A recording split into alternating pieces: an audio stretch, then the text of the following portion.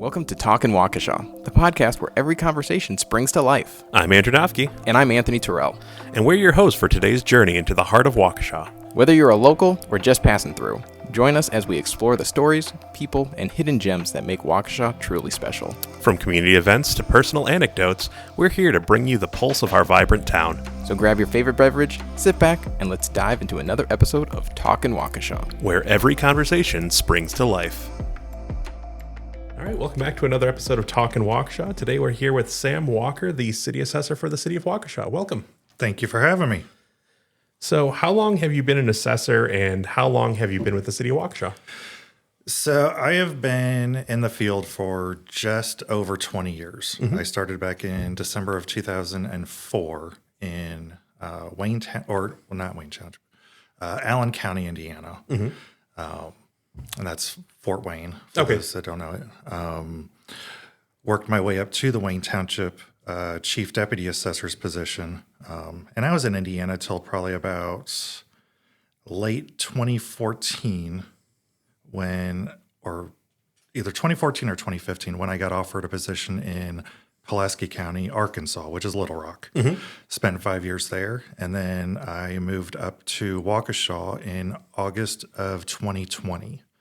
I was actually offered the position on my 40th birthday. So Always fun. for Very someone, memorable. who was worried about turning 40, that was a good moment. Yeah, I suppose that's a nice, easy thing there. Yeah. So is that pre-pandemic, during the pandemic? That was during the pandemic. I think the pandemic, started in March. Yeah. So 4 months in is when I got offered the position. And it was basically the pandemic that got me to look for a new position. Mm-hmm. You know, I'm from the Midwest, from Indiana, born and bred. All of my family's in Indiana. Some is in Ohio.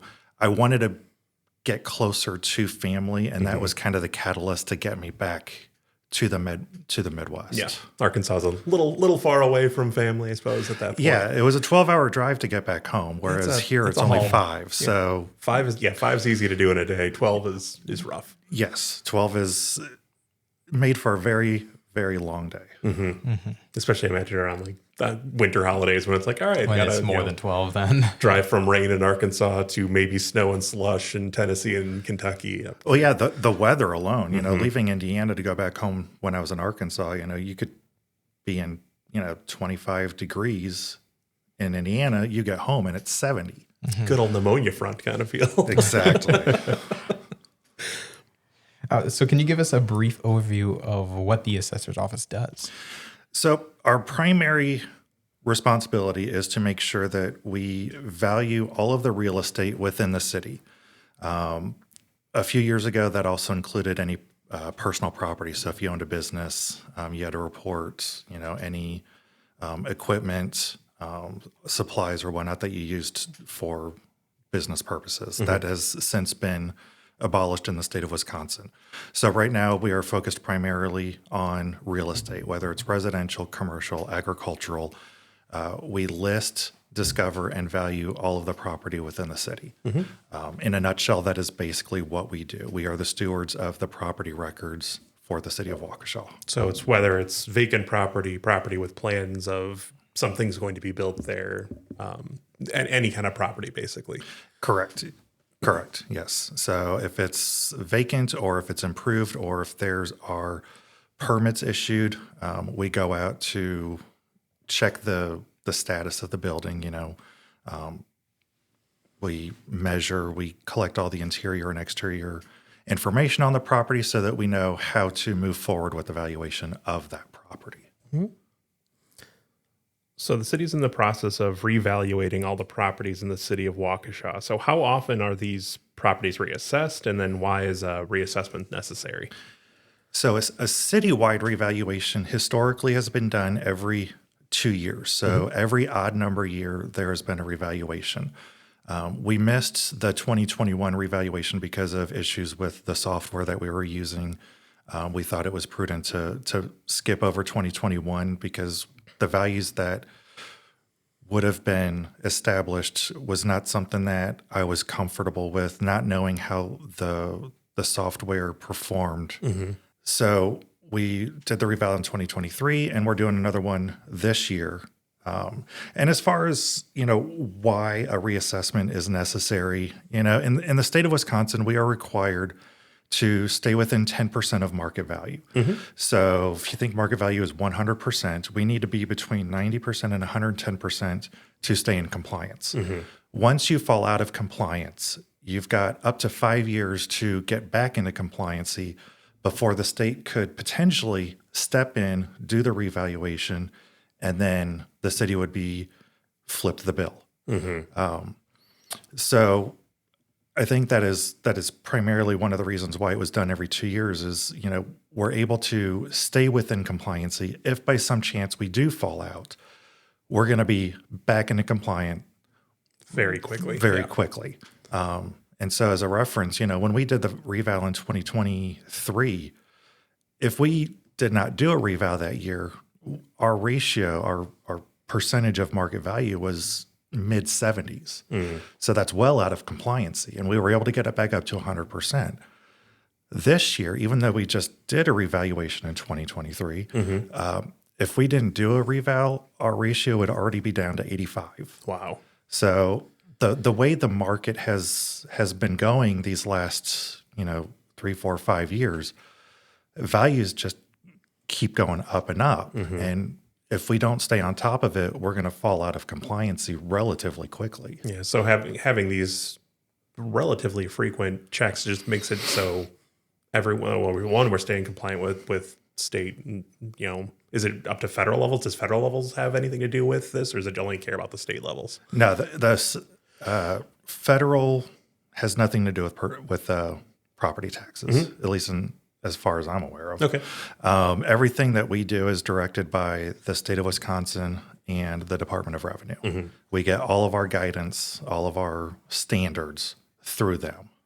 So we usually, I imagine with anything, not to get super political, but any big election cycle, you see a lot of prices going up and down, a lot of fluctuations going from that way. So, having every 2 years, it kind of makes sense that you're going with the election cycles of, someone new is elected or a new bulk of the Senate or the House is elected. So there's going to be fluctuations naturally that occur that way. So I feel like this 2 years makes a lot of sense instead of waiting for that 5-year period of, we got to catch up and get to 100% now that been out of compliance for 2, 3, 4 years potentially. Yeah. And everywhere that I've been has done it differently. So when I was in Indiana, we did this every single year. In Arkansas, it was every 5. But it wasn't one of those things where you can be out of compliancy and then the state will step in. It was scheduled out. You had to do it every 5 years. And once you hit that 5-year mark, you had to be in compliance. So you're kind of scrambling that last year in Arkansas then of you have to be in compliance right away, and you've scheduled it out with the intention to meet standards by year correct. end. Yeah. And in Wisconsin, the cities, towns, villages, they're all on different cycles. It is basically up to the municipality to determine when and if they do a reval. So it's not something that is scheduled out in statute that, every 2, 3, 4 years you need to do this. You just have to be in compliancy once every 5 years. Yeah. Basically. So if we come to 2 years from now, we find that, hey, everything's stable and we're still at 100%, is there a chance that a full city reval might not be needed then, or is that still something to do? Yes, that is potentially correct. I think we'll really know once the market starts to stable out, can we stretch it out a little bit more? We could go, if in a stable market, you could go 4 or 5 years and your percentage of market value may only fluctuate just a few percentage points. It's just when you're in a very active market that basically gets thrown out the window because, this year, we're looking at, the change in the market being, up to 17% overall. And that's just since we did a reval in 23. Right. That's a huge bump. Yeah. I'm one of the lucky few that are a homeowner in my age range, but just by sitting and doing not a lot of upgrades to my home, property values are just going up naturally. Yeah. And it's not like things around me are changing that much and there's not new construction. It's an old 1960s home. So Well, and then when you break it down between, classes of property. So let's say 2025, we decided not to do a reval. Even though we're out of compliance, we know we can do it again in the next few years. We're still safe.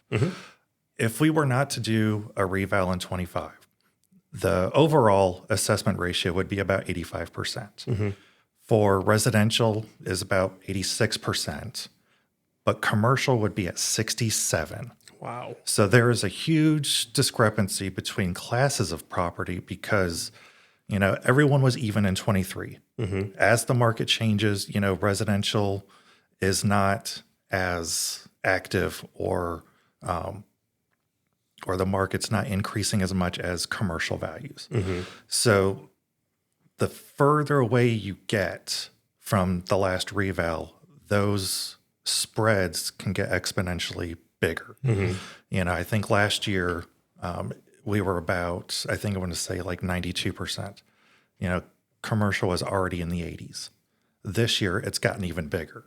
So doing a revaluation sets everyone back to 100%. Every class of property is now back on Everyone's the on same level. playing field. And so that, your industrial areas, your commercial areas, your residential areas are all, this is what they're valued at and this is what they should be valued at. Correct. Yeah. Because if we don't do a reval, residential is picking up the burden because they're at 85% of market, whereas commercial is at 67.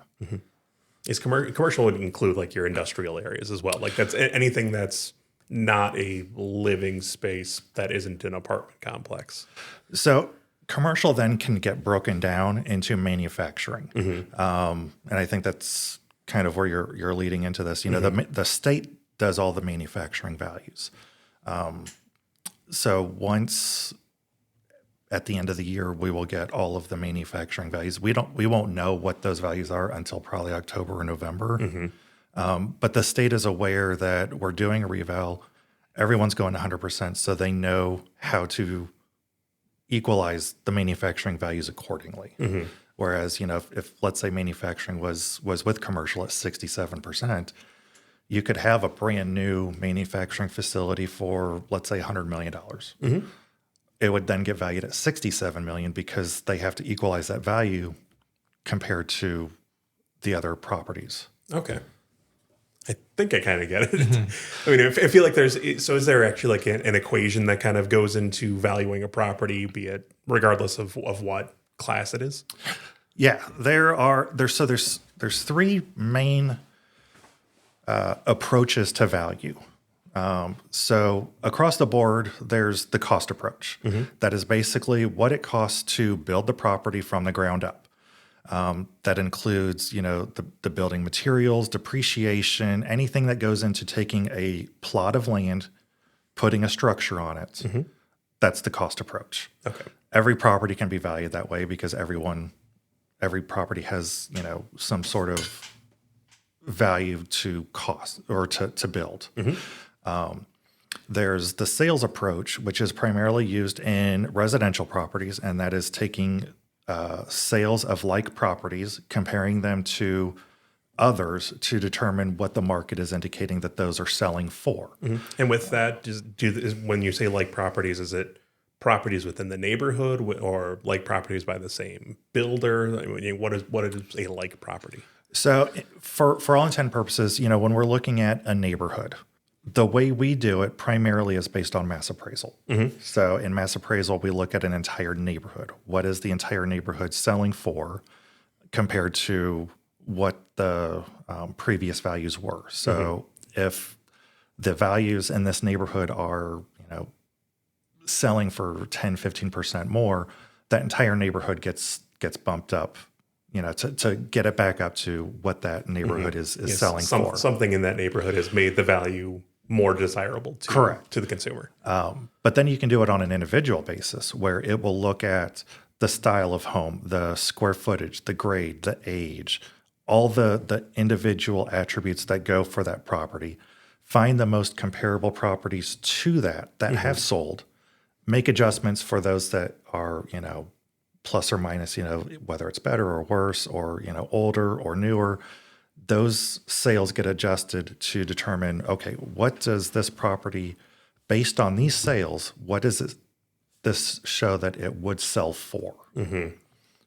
So if you have a ranch style home that's 1,000 square feet, it'll compare. One may have a 7-year-old roof, one may have a 20-year-old roof, and will that be taken into account then? for the most part, yeah. It may not get as detailed as the age of a roof, but is the property, brick or frame or masonry? Does it have a basement? Is it finished? Does it have a rec room? How many bathrooms does it have? Is it in good condition, average? So all of those little details, we can, if we have the sales data to drive down to the most detailed information, the better. But, in the city, I think we get like maybe 900 good residential sales a year. And out of 21,000 residential properties, that's not a high percentage to be able to drive that deep into it. Right. Some neighborhoods sell much better than others. There are some areas that have, in 2024 have had like 30, 40 sales. Then I have some neighborhoods that have one. So it really depends on the amount of data that we're able to collect per neighborhood to be able to drive that sales approach. For the most part, we're able to do everything on a neighborhood basis. But when it comes down to like appeals, when we're looking at the individual properties, that's when it can sometimes get a little bit tricky. Because you're trying to drill down to that minute data that someone may think my property's worth more or worth less. Yeah, and there's a misconception that if there's no sales, that means the market hasn't changed. It just means that no one has put their house up on the market or has sold. So we may have to go outside of that neighborhood, find the most comparable neighborhood to that to find sales to look at accordingly. If you have a neighborhood where they don't have any sales, but they have a property that's been on the market for a time, can you use that as a point of reference of someone's not buying these homes for $300,000, so they might be worth in the consumer's eye less? Not necessarily, because we could put our houses up on the market for as much or as little as we want. What you're asking for doesn't determine what the market value is. It's when it actually sells. What did it sell for? We may look to kind of get an idea on, what a neighborhood looks like. But when it comes to the actual valuation aspect, we only look at the sales. And so if a property doesn't sell, but it's listed, we can't look at that because it could go for higher, could go for lower, may not sell. Yeah, I suppose in the age we are now, where there's bidding wars of dozens and 20s of people at any given time, that inflates the sell prices a little bit too. Exactly. So I guess, and having talked about that, so why does the city care about the value of properties, and specifically my property is what it says, but to the listener, why does the city care about the property value? As far as the value of an individual property, the city uses this information primarily for property taxes. Now, our office does not handle property taxes. We have nothing to really do with the actual taxation. What we do is we establish the value of a property, and we want to make sure that it is fair and equitable across the board so that no one is paying any more or any less than what they should be for the overall, budget so of the you're getting everyone to their 100%, so that their property is the proper value, and they don't have, a neighbor who's maybe only at 60% their value, only paying 60% effectively of the tax rate at that point, or someone whose house is valued 160% over, and they're paying an uneven share, essentially. Yeah, correct. And it's not just the city that wants to make sure that we've got these values correctly, but you've got the city, the county, the schools, and the technical college. They all four of those are the taxing authorities for the property taxes within the city. So when people get their tax bill, that's what that dollar is chopped up for, is who's taking the share of any tax revenue. Exactly. And so when we establish these values, we want We want to make sure that they are only getting billed for the correct amount. Now, again, the assessor's office has nothing to do with the tax levy, the tax rates, the tax bills. We are the first part of that equation.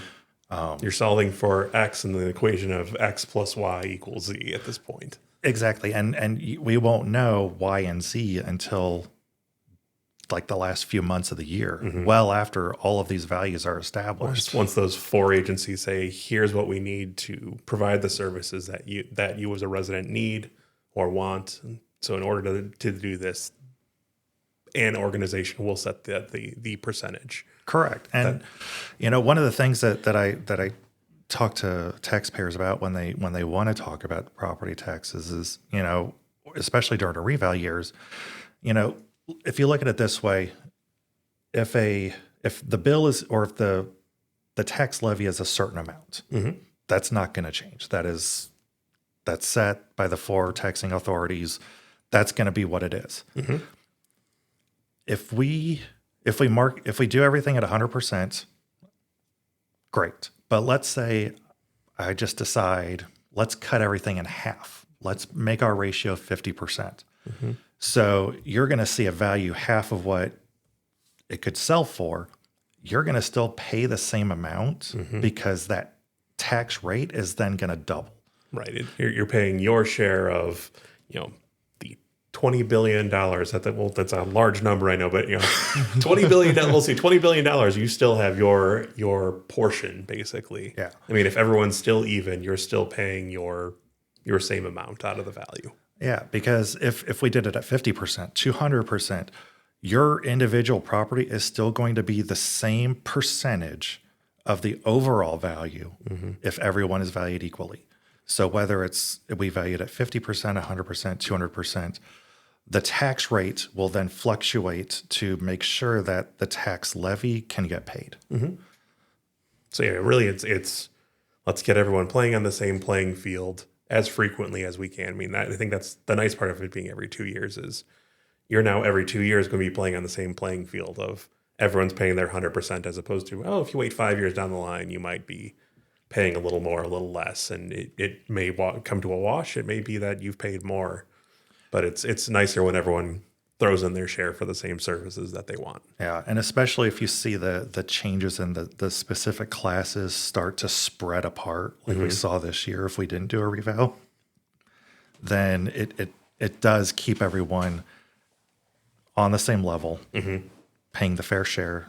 At the end of the day, that's the end goal for the entire property tax. So in theory, when you're saying that commercial was down at that 66-ish%, does that mean commercial is going to be paying a little bit higher of a tax rate because they're going to be brought up more than everyone else was? So residential being at 80, they're coming up 20% instead of 44%.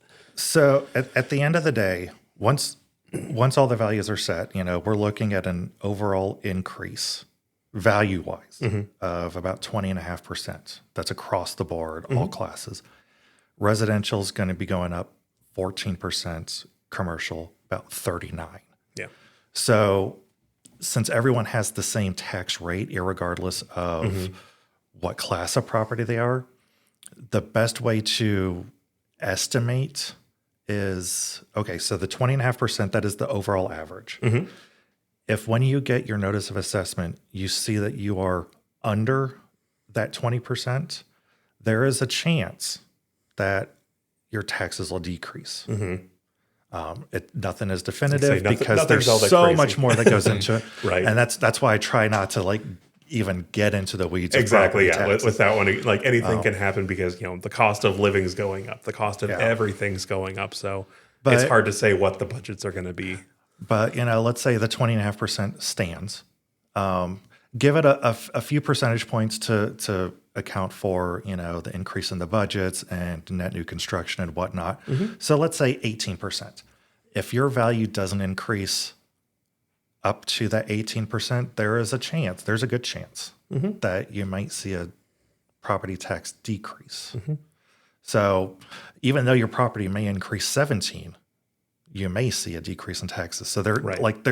the one thing I always try to convey is there's never a one-to-one correlation on the amount of property value changes versus what the taxes change. And I think that's always the tough part too, is you may like, I feel like with Waukesha being so or very maturely developed, I think is the right word for it.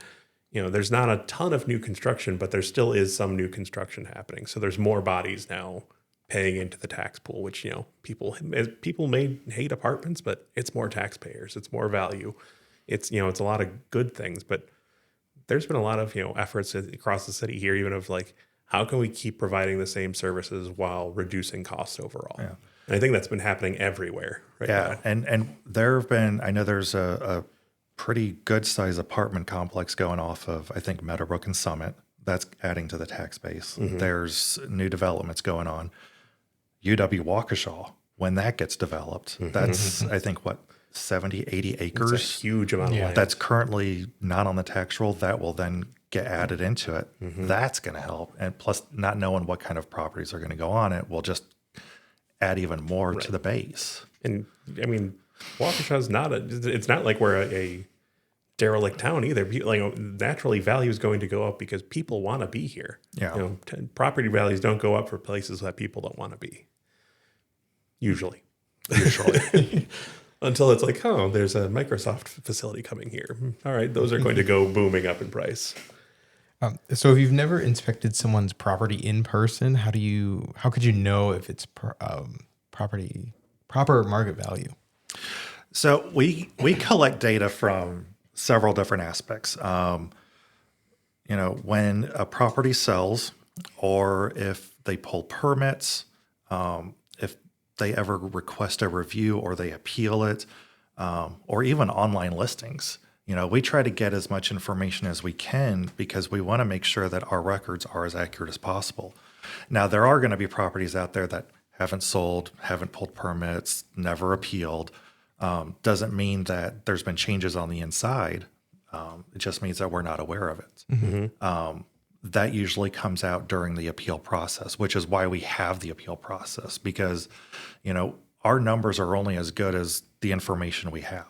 I think one of the things that would definitely be beneficial is to do an actual citywide, what's called an exterior revaluation, where we would actually physically walk every single property in the city. It's something that we did all the time in Indiana and Arkansas. That was why we were on specific cycles so that we could build that in. So I can imagine it would take quite some time to physically walk at all the properties that you need to do. Depending on the number of people walking it. Now, in my office, there's only 5 of us. It would be... Yeah, how many properties are there in Waukesha, the city? There's about there's just shy of 23,000. Yeah. So about 5,000 per. So that would be something that we would have to look for outside help for. Yeah. And depending on what kind of resources they have, they could collect the entire city in a matter of 2 years. So like, for instance, in Arkansas, we had 180,000 parcels. We visited every single one of those once every 5 years. Wow. So it can be done. Now, granted, I had an army of like 25, 30 appraisers that all they did was field work. Wow. So it depends on the kind of resources and time that we're able to allot to it, determines how long it would actually take. But again, the better information we have, the more accurate information we have, the better and more accurate our values are going to be. So it's something that will eventually need to happen, because we haven't done one since I've been here, and I don't really know the last time it was done in Waukesha. So at this point, when do you go to a house to appraise it? So again, like if a property sells, if they pull a permit, if they request a review, or if we're going through information and something kind of flags us like that does not make sense to me at all. In this entire neighborhood, this is the only property that is listed as very good condition. We're probably going to just go out there, just kind of get eyes on the property, just to verify it. And with those, is it just you look around from the outside? Are you ringing doorbells and saying, hey, do you mind if we come through for an inspection? I work for the city, show your ID kind of a thing? It all depends on the situation. If it's like a condition issue or what we call a grade, which is like the quality of construction, it can most often than not be done on the outside. We understand people like their privacy. We do sometimes request to go on the interior, but it is totally up to the taxpayer if they allow us in or not. If they do, they do. If they don't, we don't hold it against them. We understand. We do try to get as much information from them without trying to, get too far into the weeds as far as what their property is like. But yeah. Is there any elective process like to get this information where if, someone may have remodeled and they didn't pull a permit, but now they have a full bathroom instead of a half bath? Is there a way to say, provide this information, or if they've partially finished a basement or done something to improve their home that they can provide this information that you know of? Yeah, I mean, they can contact us at any time. We've had people contact us saying, they'll look at their records online and be like, this isn't right. We do not have a rec room, or the rec room is finished, or, it says we have 2 bathrooms. We actually have 3.5. Or the basement flooded and it's no longer finished. And so we've lost however many square feet in the base of livable space. And we have some people that, give us information on their neighbors, especially during the appeal process, because they're trying to compare, properties to one another. And they're like, well, they have this, but they're valued less and stuff like that. So there's a myriad of different ways that we can collect the information, but the best route would to actually be to do a full exterior. That way we know we've got all of the correct information as of this date. Let's start from scratch. Is that something a resident can request or a property owner can request, or is that something that just kind of happens as needed? A property owner can request it, yes. We get requests for review from taxpayers throughout the year. Again, mostly during the appeal period, but on off chances, we'll get contacted like in the summer, whether they're buying a property or they just bought a property and they're like, well, this doesn't look right. We bought it for this, but it's valued at this. Can you just take a look at it? And we're more than accommodating. We're here to help. We'll do what we need to make sure that our records are correct and the values reflect the accuracy. And is there a factor that impacts a property's assessment value more or less, or is there something that like you see this like maybe a full bathroom or a finished basement? It's like, all right, that's not here. We're looking for that. Just like those big factors that play in. The biggest ones are going to be biggest one is location. Sure. So whether you're if you're downtown or you're right on the outskirts, or not on the outskirts, we don't do the outskirts. Right on the edges of town. If you're in a new development, you're going to have, obviously probably more square footage, a higher grade versus a property that is in a more developed or, seasoned neighborhood. Location is the single most important factor. Then you're looking at, the style of property. Is it a ranch? Is it a colonial? Is it a duplex? The size of the property. I think those are the 3 biggest aspects, because when people are questioning their value, they're like, my property is this much smaller or this much bigger than the others. Square footage is one of the easiest tangible factors that people look at when comparing properties. And even when you're on, and I believe like Zillow, they'll have a price per square foot. So that square footage is an easy comparison across the board. Right. It's a number that everyone has. It's something that everyone has information of. My neighbor has 2,000 square feet and a $200,000 assessment. And, so it should be $10 per square feet or something close to that number. So close. Math. Late in the day. $100 per square feet. Small detail. Yeah. Per square inch, about $10. If we ever get to square inches, I will never work in this field again. How about cubits? How do you feel about cubits? Fathoms. Moving on. So, are there any misconceptions about the assessment process that you can help clarify? Well, I think, we touched base on it, a little bit earlier. One of the biggest things that we hear is, you're raising values to increase taxes. I've been around long enough. I started my career in '04. That was just a few years before the housing market crashed in '06. When I was in Indiana, we had neighborhoods that those values tanked like 70% based on that.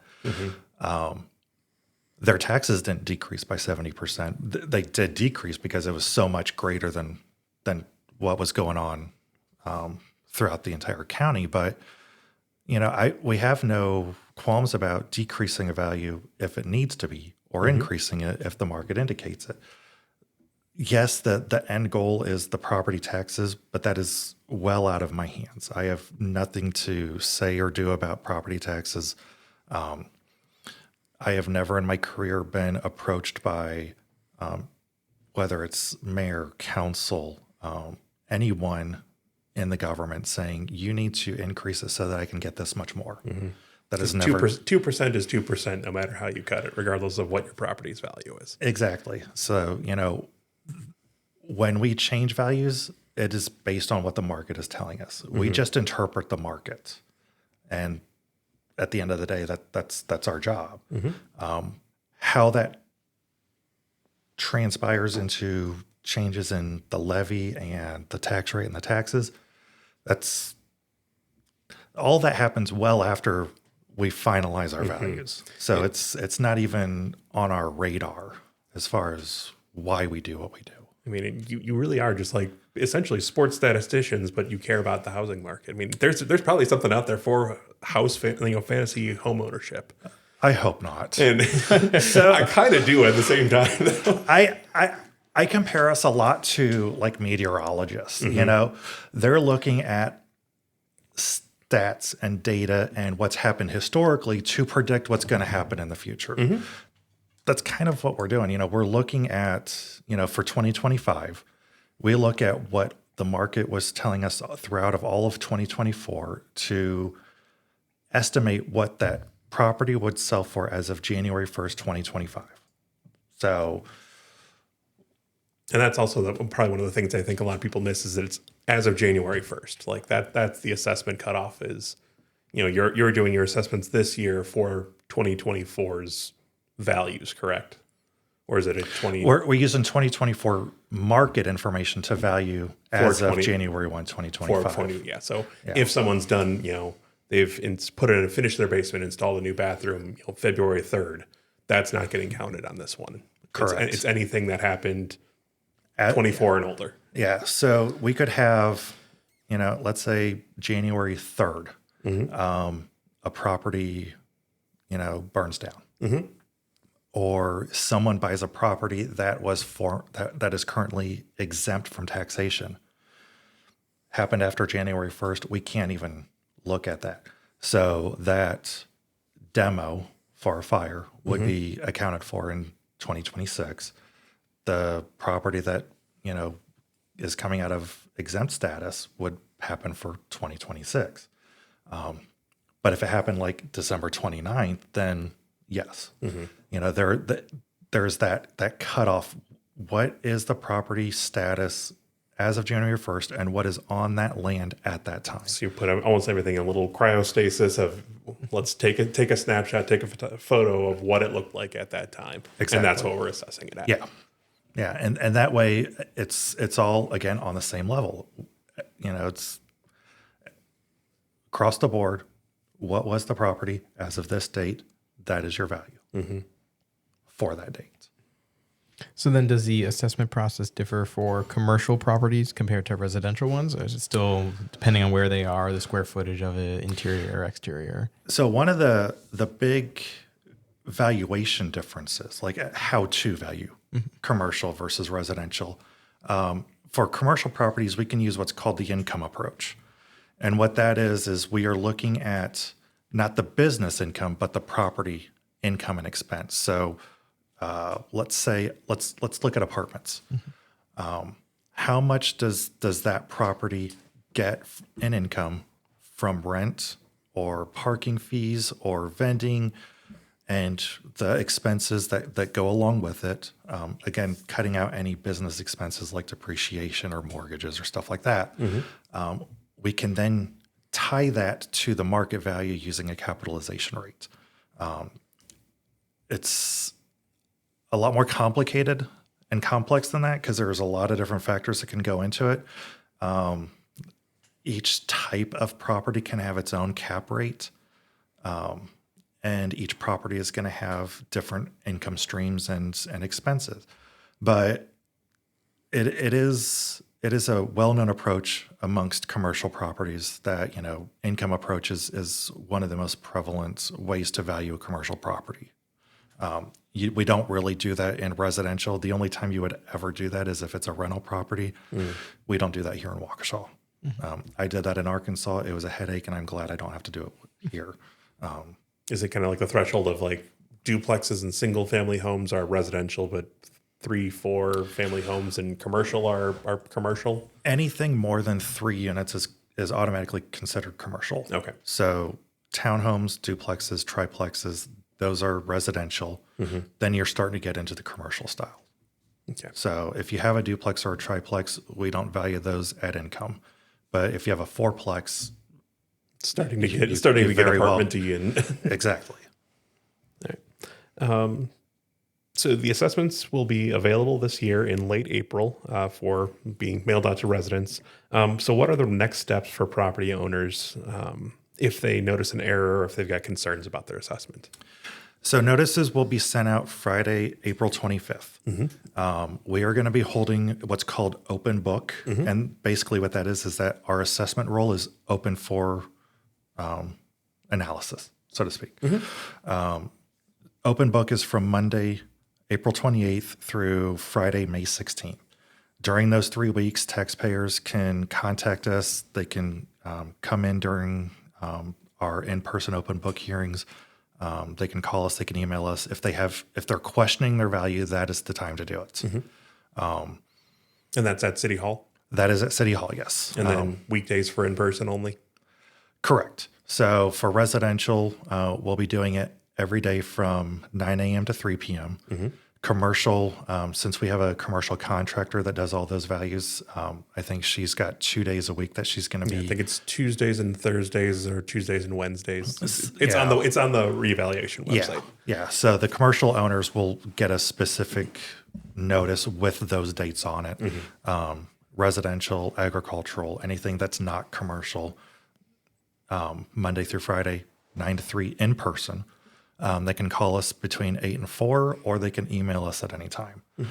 Anyone that contacts us that questions us, or I shouldn't say question us, but questions their value, will get relooked at, every single one of them.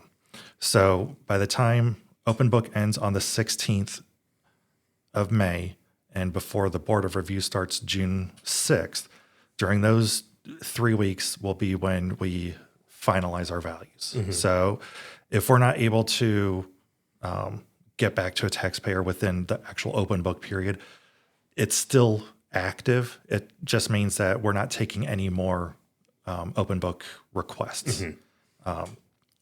When we did this in 23, we had a 2-week period in between open book and Board of Review where we were able to get everything cleaned back up. We're expecting the same this year. If during the open book period they don't agree with our findings, then they can file with the Board of Review, and that is a hearing that will start on June 6th. And if they do want to proceed to the Board of Review, there's like certain requirements. I think you have to file with the city clerk within, I think, before 48 hours of the date and time. So that would be June 4th at 9 a.m. Would be the deadline to get your appeal into the clerk. And I know there's different ways to go about it. The city clerk takes care of the actual Board of Review scheduling and taking all the formal objections, because that way it's out of our hands, because then at that point we're defending our value to the Board of Review. It is a Quasi-jurisdictional board. It's a technically court case to a certain degree, I think is the Not nearly as formal. Right. So it is the most formal within the city, Mm-hmm. but our Board of Review, it's a 5-member board. They Mm-hmm. are very easy to work with. They're excellent at what they do.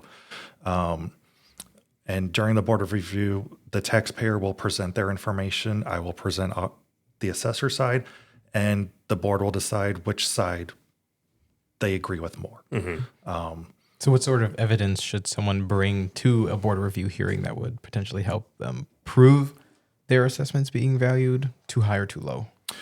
The best piece of evidence is a property sale. If they purchase the property and they have an appraisal already made or an appraisal already done, that is going to go far.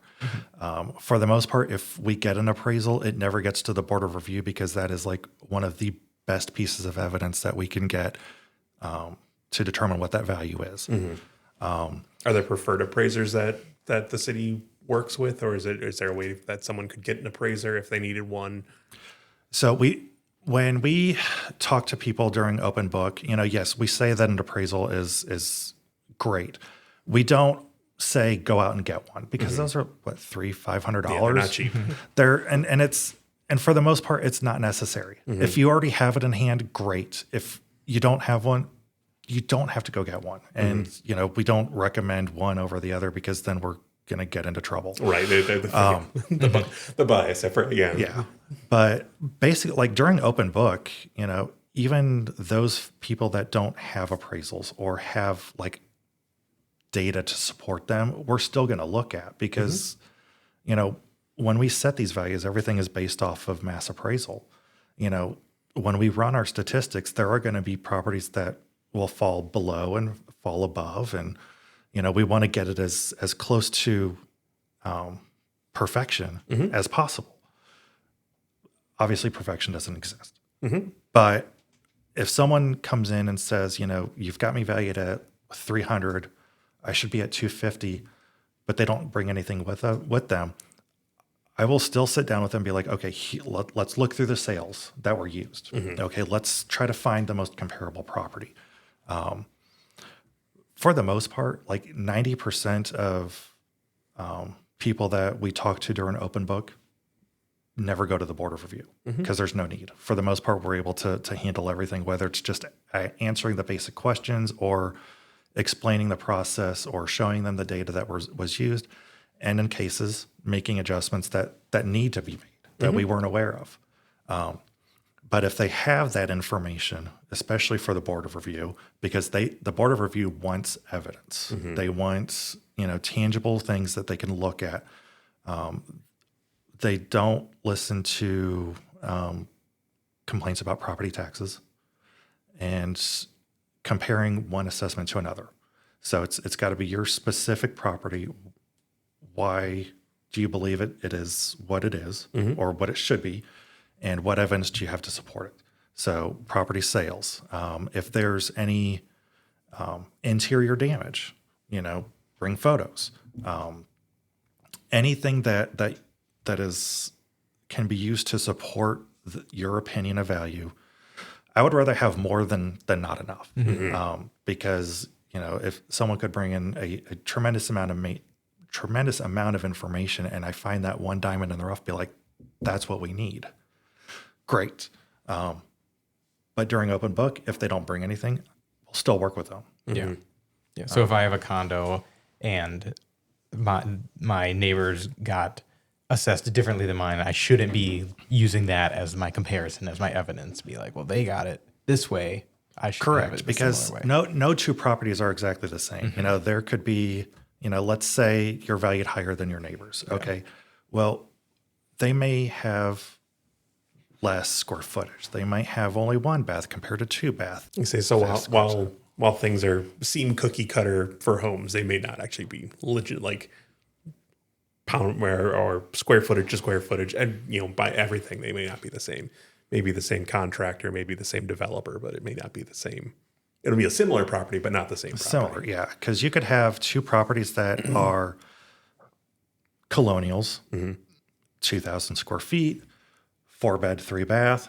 This one may have 200 square foot of rec. You might have a finished basement.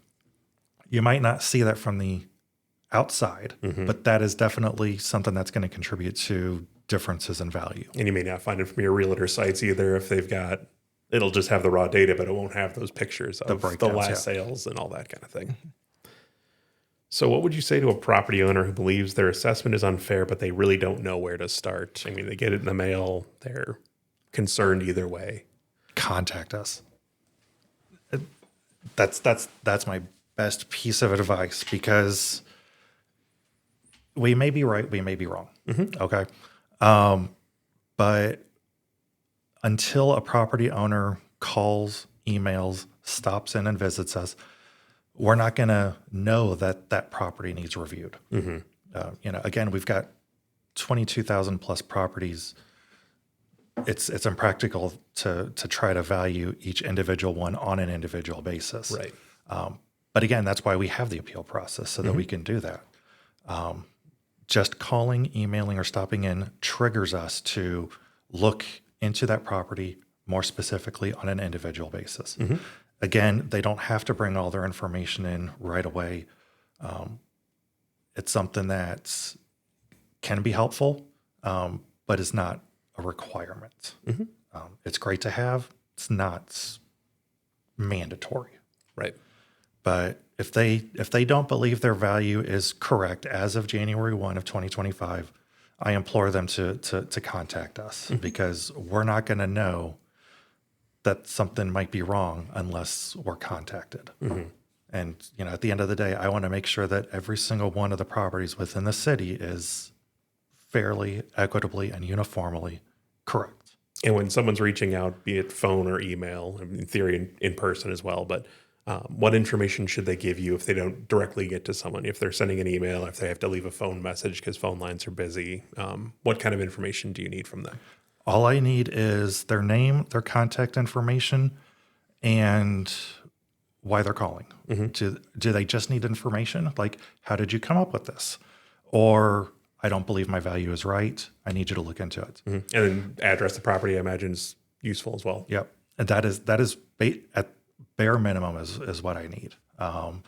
Email is preferred because we can get into much more detail, and they can provide their attachments, or I can provide it to, more specific data to them that is easier to digest versus me trying to explain it over the phone.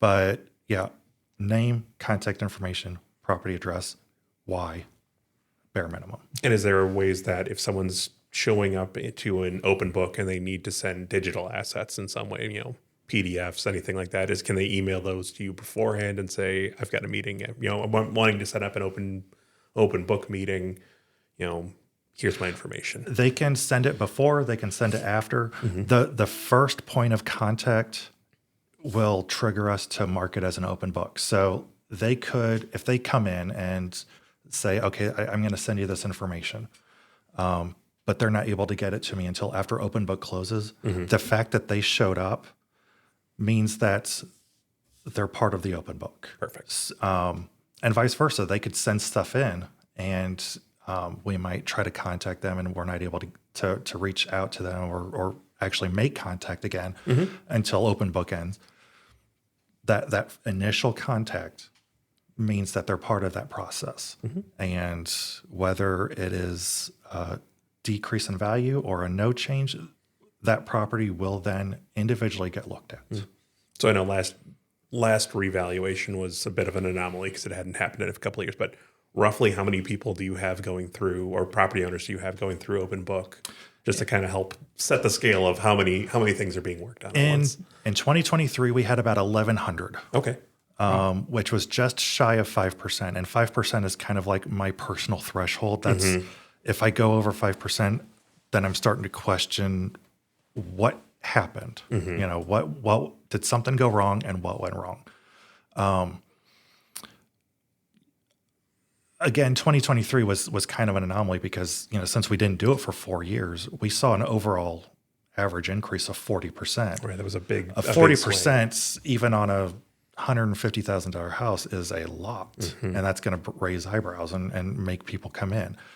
It's not going to be that much this year, but we're still anticipating it to be a heavy season because it's still a good percentage of increase. It might only be 7% a year, but since it's been 2 years, you're talking 14%. Right. $200,000 house, that's 28,000. Math in my head. Yep. Yes, 28,000.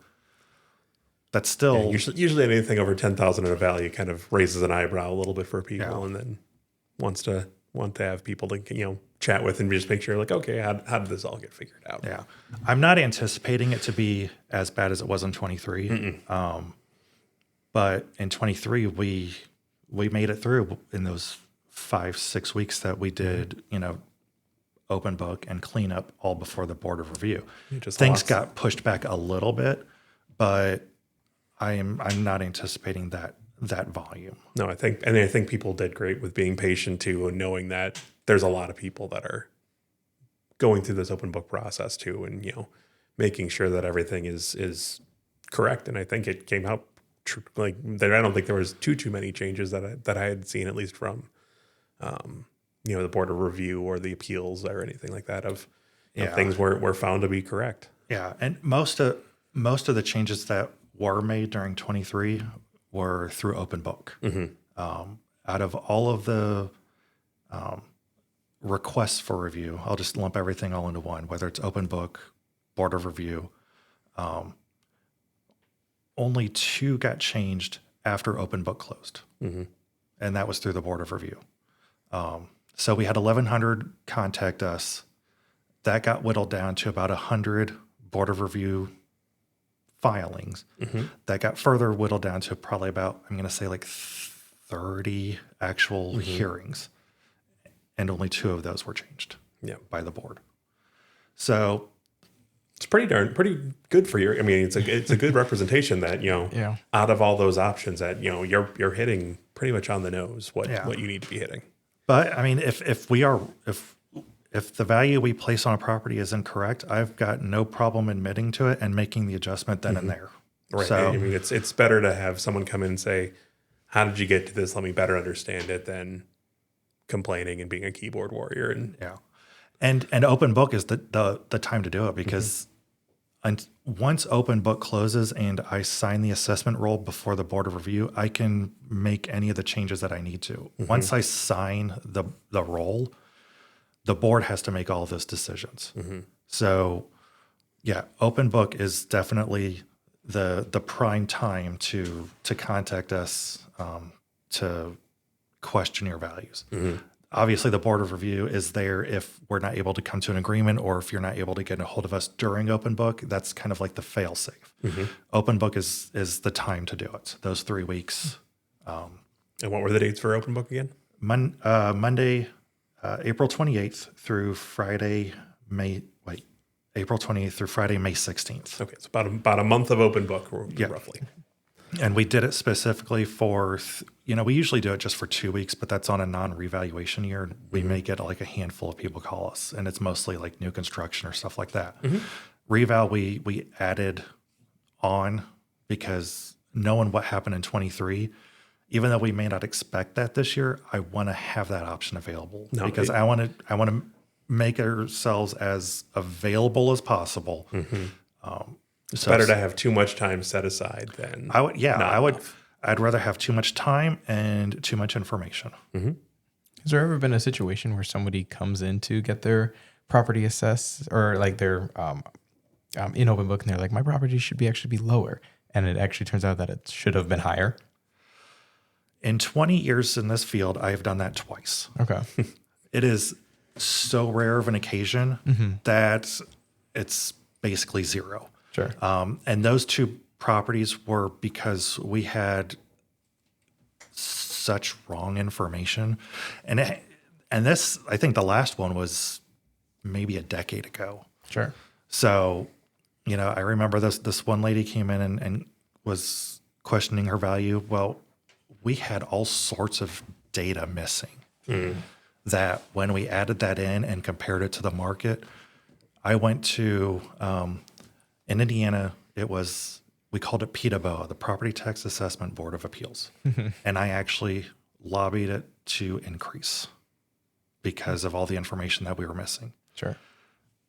Again, that's been a decade ago. Yeah. Since I was in Arkansas and since been here in Wisconsin, never once have I ever seen that. Sure. It can happen. It is so rare of an occasion that I wouldn't even put that on something to worry about. Yeah. I figured I was just curious if it ever had. Yeah. I mean, anything is possible. I'm assuming it's kind of the same for the opposite then too, of someone's like, my property should be higher. And then I get more of those. yeah. People want their property to be higher because they're planning on selling. And that's basically when they're wanting to do it. Sure. I do have, I have had some, I call them good stewards. They're like, it should be higher. I have no problem paying my property taxes. I want to make sure I'm fair and equitable on all that stuff. The fact that they say they should be higher doesn't mean I'm going to automatically increase them. Kind of like vice versa. I'm not going to automatically decrease because they think it's too high. If the market is showing me what it should do, okay, great. I have to have something to hang my hat on. Yeah. It's not just a feeling or an intuition. It's, does the market indicate that change should be made? Yeah. And that's the market as of January 1st of that year. Correct. Yeah. Anything that's happened since January 1st, we can't even look at. That'll all go towards 2026. Gotcha. Well, I think that's all we have for the regular questions, the tough questions. Now we have the harder questions. Some rapid fire questions to wrap it up. Bring it on. All right. So it's kind of a this and that. You can defend yourself if you feel like you need to, but don't feel like you have to. Okay. In fact, with all the discussion, I think defending yourself is even a better option. Take this as open book for these questions. Yeah. All right. Early bird or night owl? Early bird. Coffee or tea? Coffee. Favorite season of the year? Spring. What is your go-to comfort food? Fried chicken. Oh, good one. Do you have a favorite type or favorite location to get it? Homemade? I love Popeyes. Good. Yeah. Popeyes is my go-to. All right. I wish there was one closer. Yeah. Yeah. I don't even know where the closest one is. Like Milwaukee or like Mayfair area. Okay. Yeah. Yep. Cats or dogs? Dogs, 100%. Favorite holiday? 4th of July. Yeah. Sweet or savory? Savory. Favorite sport to watch and or play? Olympics. Yeah. I'll leave it hoping that was your answer. That's, yeah. Winter or summer Olympics? Yes. Okay. Do you have a favorite from each at least? Not really, no. Like I'll even watch like luge or, the luge is fun. I even sat down and watched the marathon.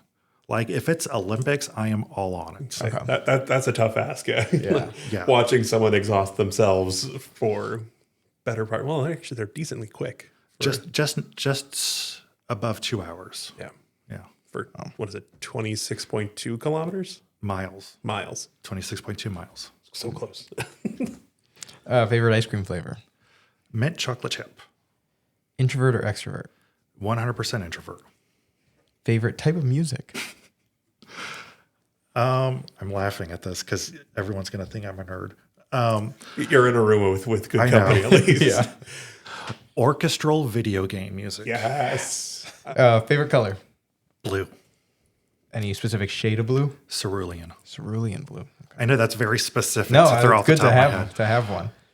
And then favorite, excuse me, do you like more chocolate candies or more fruity candies? Right in the middle, honestly, depending on my mood. Yeah. So chocolate covered Mike and Ike's perfect. Mike and Ike's no. No, sorry. I'll veto that one. That one, no. Like if it either Reese's Pieces or Skittles. Yeah, okay. Sure. Yeah. Okay. Well, that's the rapid fire. Awesome. You're passed. I hope. Yeah. Okay. Yeah, there's obviously judgment that's going to happen from half of these, but Yeah. You know what? That's cool. yeah. Well, thank you so much for joining us, and thank you for explaining the assessment process. I mean, there's a lot of information that we've just taken in the last hour, but yeah, I mean, I think the key point here is if you ever have a question about your assessment, reach out to the assessor's office. Email, phone, or come to Open Book. They're more than willing to help, and they're like everyone, we're only human. We can make mistakes. And I've got zero problem in admitting it. Yeah, and that's I think perfect. I think that's what people want to hear. Yeah. All right. Well, thank you so much. Thank you. And that's a wrap for another episode of Talkin' Waukesha. We hope you enjoyed diving into the heart of our city with us. If you have a story to share or just want to say hello, reach out to us on social media at City of Waukesha on Facebook. We love hearing from our listeners. Don't forget to subscribe, rate, and leave a review if you enjoyed the conversation. It really helps us spread the word. As always, thanks for tuning in to Talkin' Waukesha, where every conversation springs to life.